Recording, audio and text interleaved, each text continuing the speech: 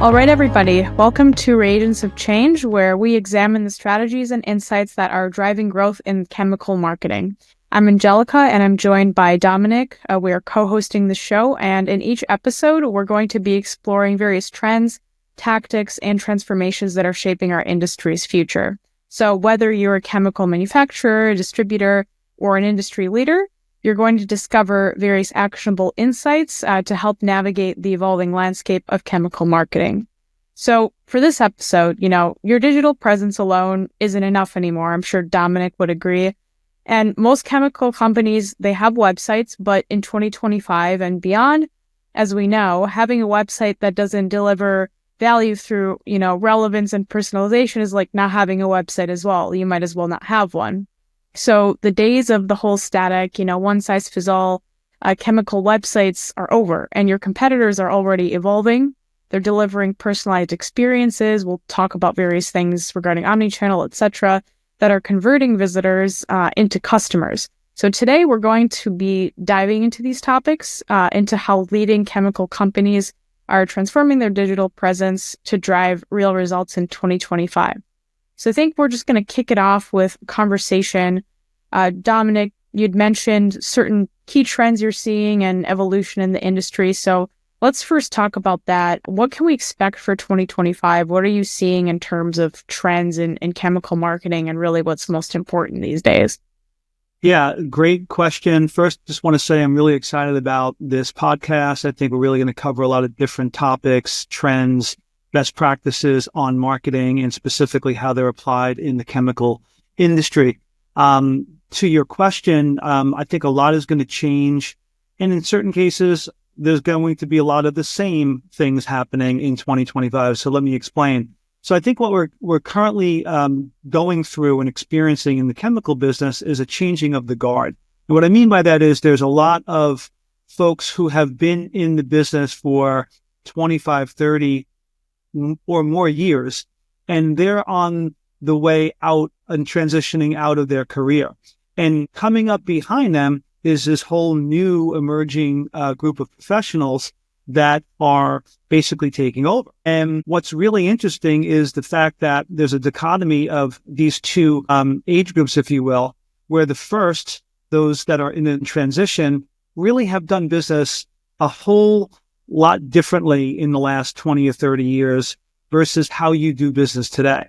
Mm-hmm. And we'll dive a little bit deeper into that. But, for the most part, to sort of overlay the theme, the folks in the business for 20, 30 years, they were big on trade shows, big on handshakes, big on, phone calls. All right. You have a question, you pick up a phone.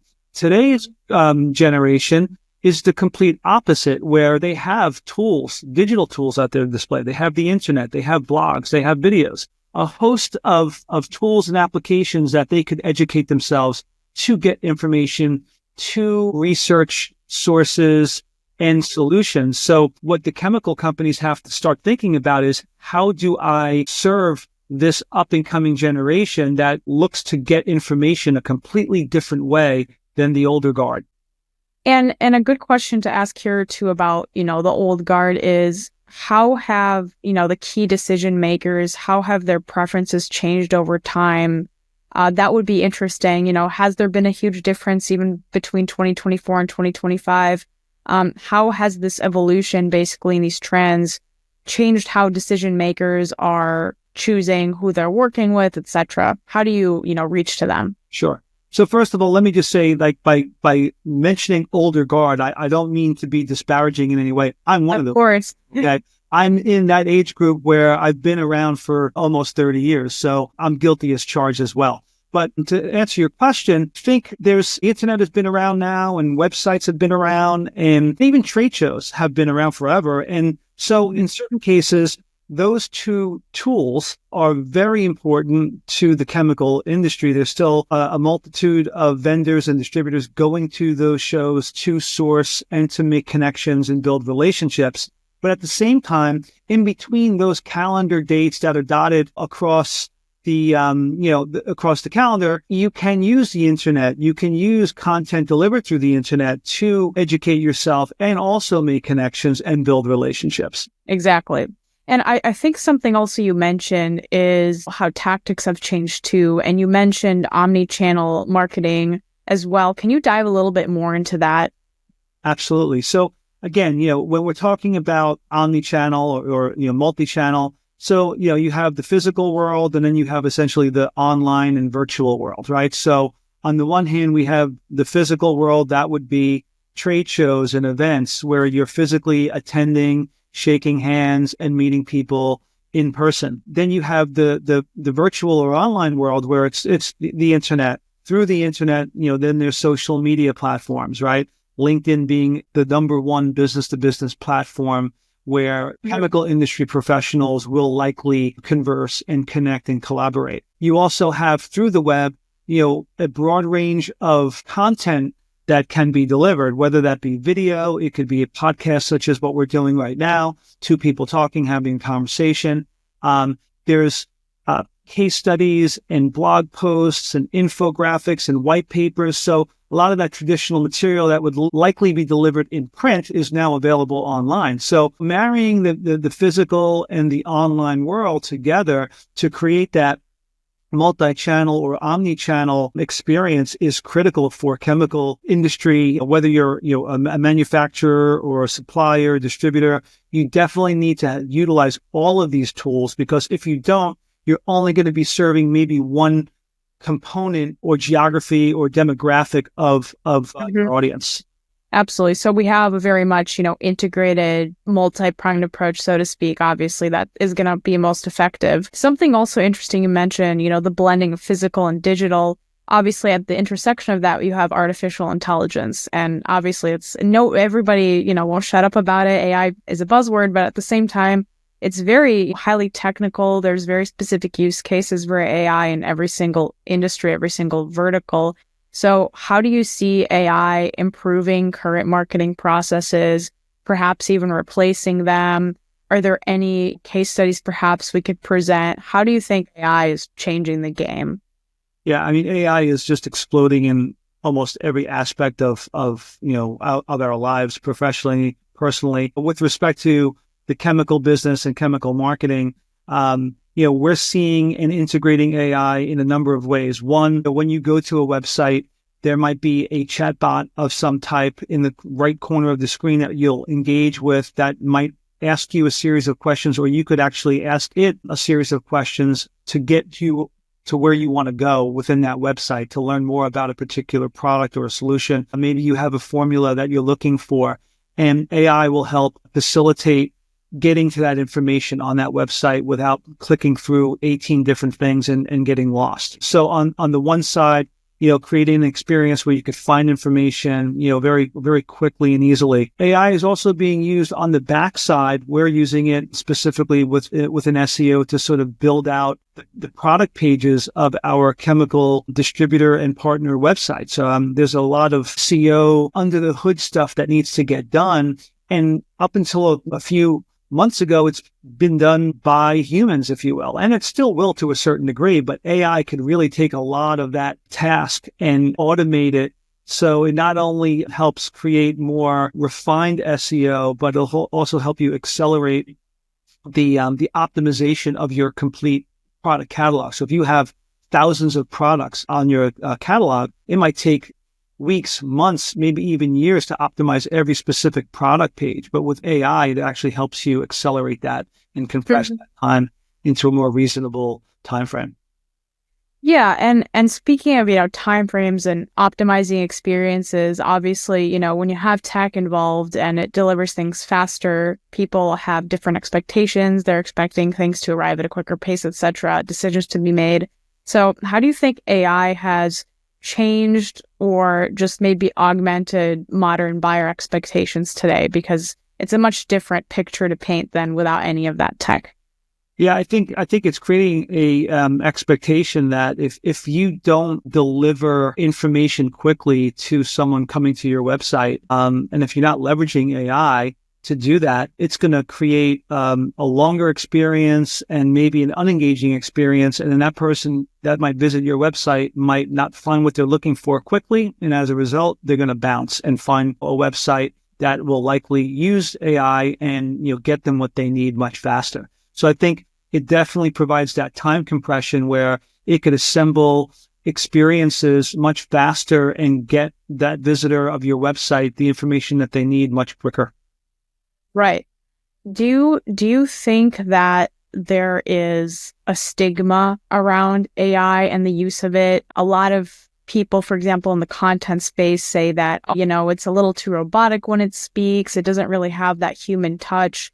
Is there a bit of a block with AI's integration in the chemical marketing space, or do you think that it's being more widely embraced and adopted? Yeah, I think it's going to continue to be embraced. Obviously, there's certain things that AI does today that, they call it hallucinating, if you will. Yeah.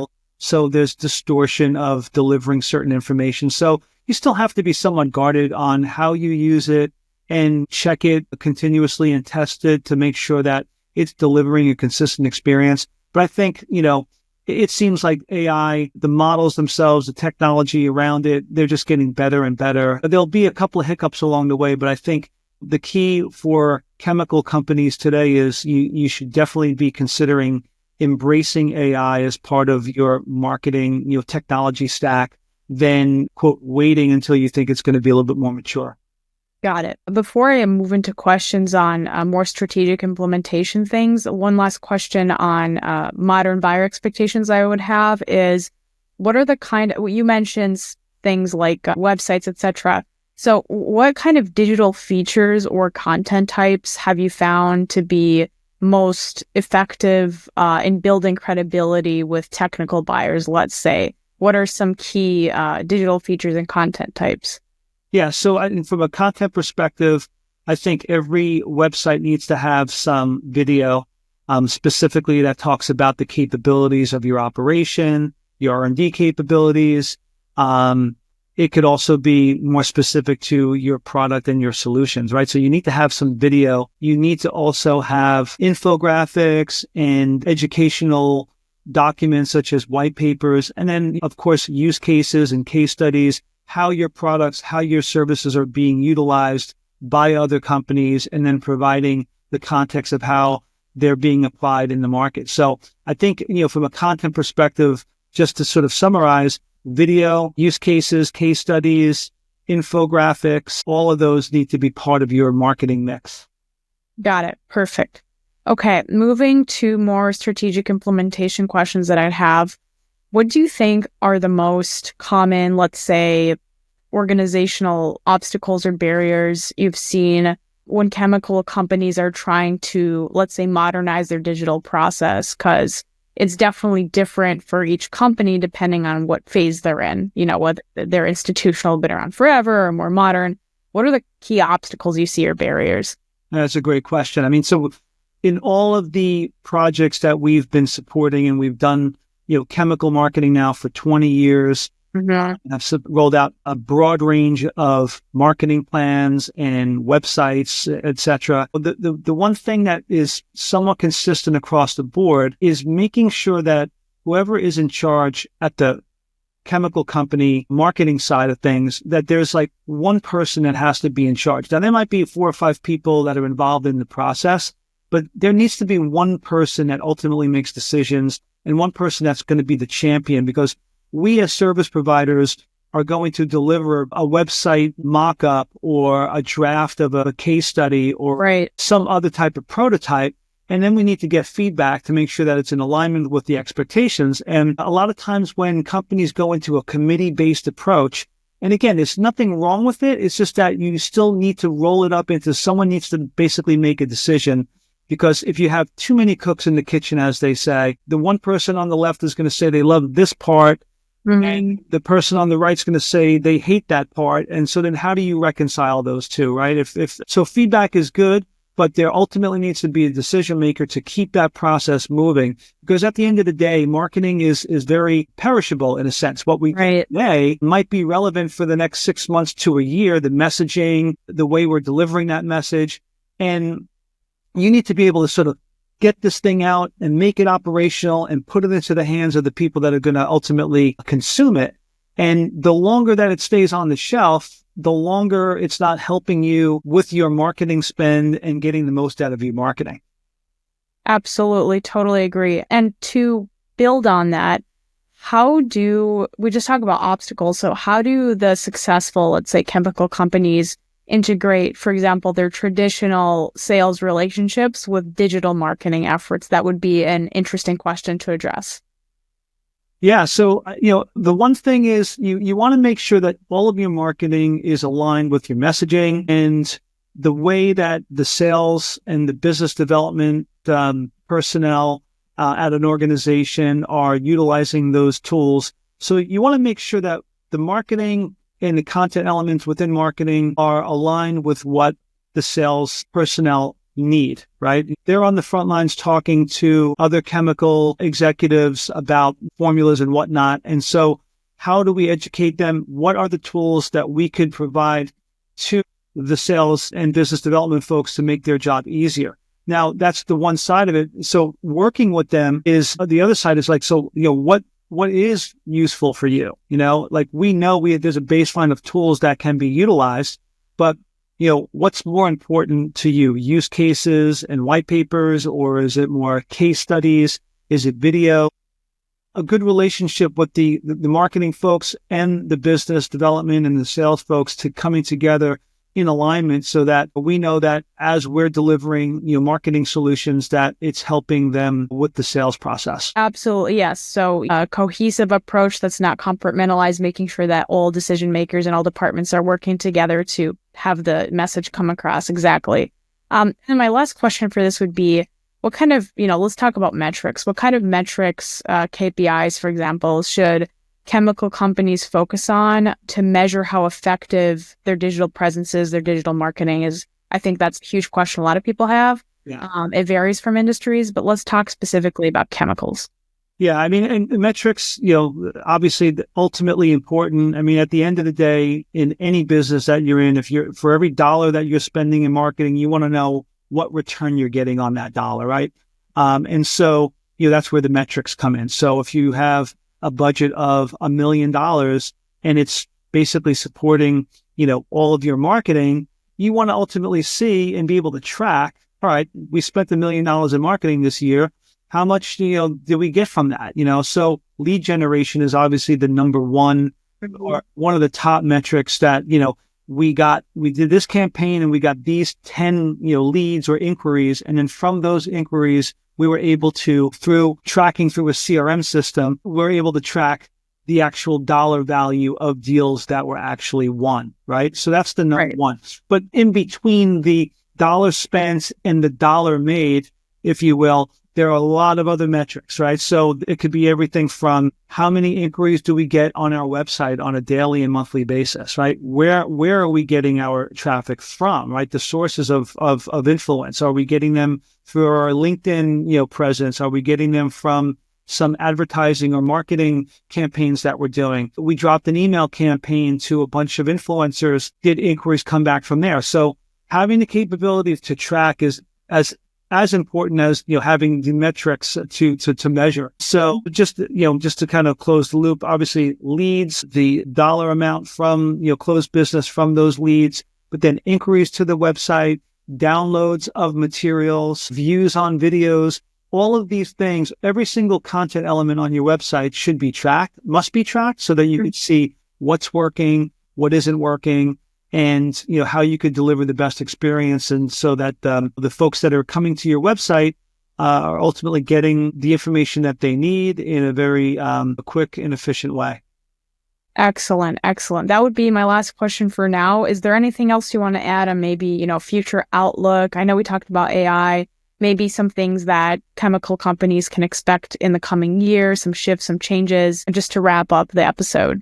Yeah, I mean, I'm really excited about, 2025. I think, people are starting to invest more into trade shows. So I think, there's opportunities to really create an excellent experience in your booth at trade shows, leveraging events, webinars. So there's a lot of things that chemical companies need to be thinking about, both, as we mentioned, in the physical world as well as the online world, and looking forward to kind of exploring each and every one of those in future episodes of this podcast. Excellent. Awesome. Likewise. So we'll close out now. We covered a lot today, from what makes an effective digital presence and personalization strategies to modern buyer expectations, trade shows, as you just mentioned, how artificial intelligence is transforming chemical marketing. So really, it's time for the viewers, ask yourself, are you truly delivering that digital experience that your customers expect in 2025 and beyond? So again, thank you for joining us for this inaugural episode of Reagents of Change. Make sure that you like and share this episode and connect with us on social media or visit us at www.hexnet.com to continue the conversation. And be sure to join us next time as we continue exploring trends and strategies that are shaping the future of chemical marketing, as well as interviews that we'll have as well with key decision makers. So thank you again very much. And Domenick, thank you very much for all of your insights. Thank you. See you again.